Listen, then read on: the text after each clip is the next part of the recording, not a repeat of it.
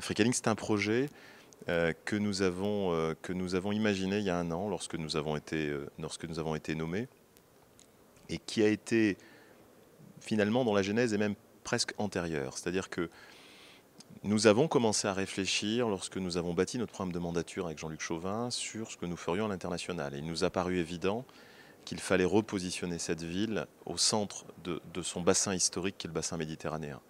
Marseille a été pendant très longtemps ce phare un peu de la Méditerranée par lequel les échanges passaient avec un port très actif notamment. Et dans notre programme de mandature, on a souhaité faire en sorte que Marseille puisse retrouver cette place de porte d'entrée de l'Afrique, de l'Europe vers l'Afrique et de porte d'entrée de l'Afrique vers l'Europe.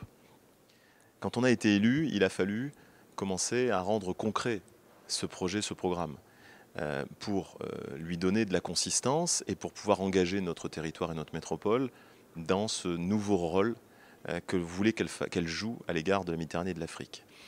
Et on s'est très vite dit que les entrepreneurs étaient probablement les personnes qui pourraient nous permettre le plus rapidement possible de nous remettre dans cette proximité et dans cette visibilité avec l'Afrique. Et donc on a imaginé une communauté d'entrepreneurs qui soient non pas des entrepreneurs uniquement de notre territoire, notamment non pas des entrepreneurs uniquement européens, mais des entrepreneurs de chez nous et d'Afrique, qui puissent se connaître, se rencontrer, partager leur réseau, partager leurs connaissances du monde européen d'un côté, du monde africain de l'autre, pour développer simplement leurs activités, leurs entreprises des deux côtés de la Méditerranée. Et une des questions toutes simples qui a été un des déclics de l'Africa Link, ça a été une discussion avec un de nos entrepreneurs, qui est d'ailleurs là et qui est un de nos fondateurs. En discutant avec lui, il nous expliquait qu'il était dans certains pays d'Afrique.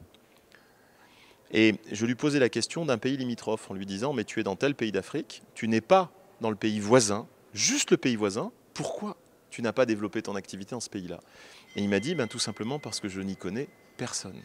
Et que comme je n'y connais personne, je n'y vais pas. » On pense aujourd'hui que grâce à notre communauté, cet entrepreneur pourra avoir un réseau, pourra connaître des gens dans ce pays, donc y déployer ses activités. Et en y déployant ses activités, eh bien, c'est du chiffre d'affaires supplémentaire et peut-être derrière de l'emploi supplémentaire. En tout cas, on est dans une dynamique vertueuse de développement de son activité, simplement parce qu'au lieu de travailler avec 3 pays, on travaille avec 4, 5, 6, 7.